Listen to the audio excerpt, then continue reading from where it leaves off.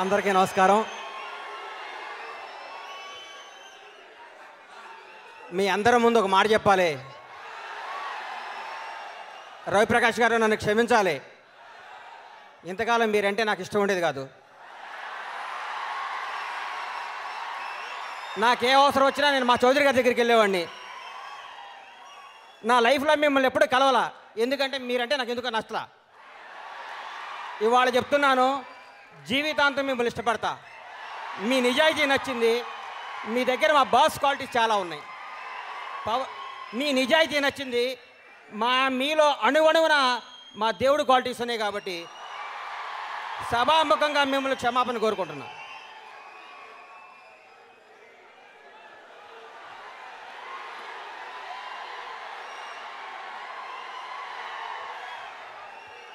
ఏం మాట్లాడమంటారు బాస్ గురించి? ఎన్నిసార్లు చెప్పమంటారు?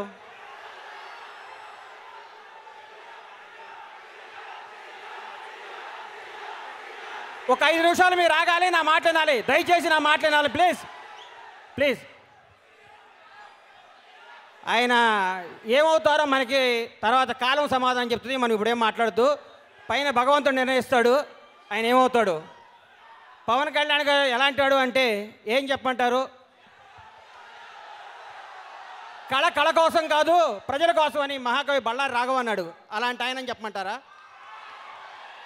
స్వరాజ్యం నా జన్మ హక్కు, దాన్ని సాధించి తీరుతానన్నాడు బాలగంగాధర్ తిలక్. అలాంటి ఆయన చెప్పమంటారా?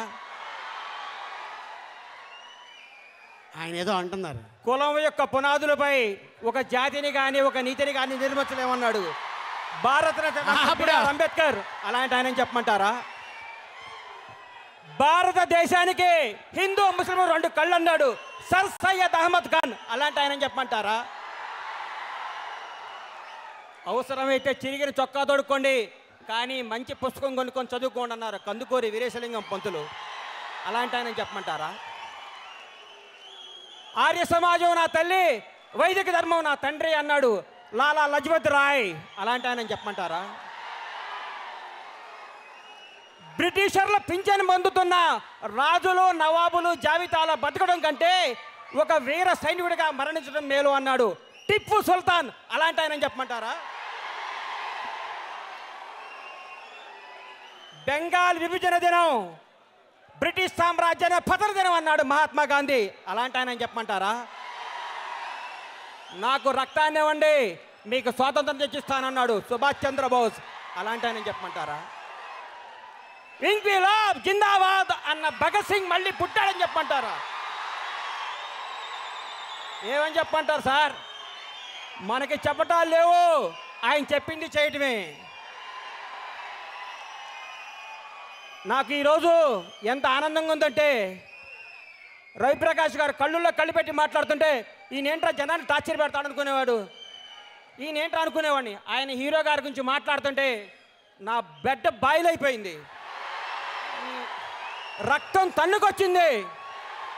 నా బీపీ చెక్ చేస్తే 160 180 ఉంటుంది ఇప్పుడు. ఐ లవ్ యూ రవిప్రకాష్ గారు. మీలాంటి నిజాయితీ పనులు ఆయన వెనకాల ఉండాలి. తెలుగు రాష్ట్రాలకి మంచి జరగాలని మనస్ఫూర్తిగా కోరుకుంటూ, my name is Bandla Ganesh, my god is Pawan Kalyan. Thank you.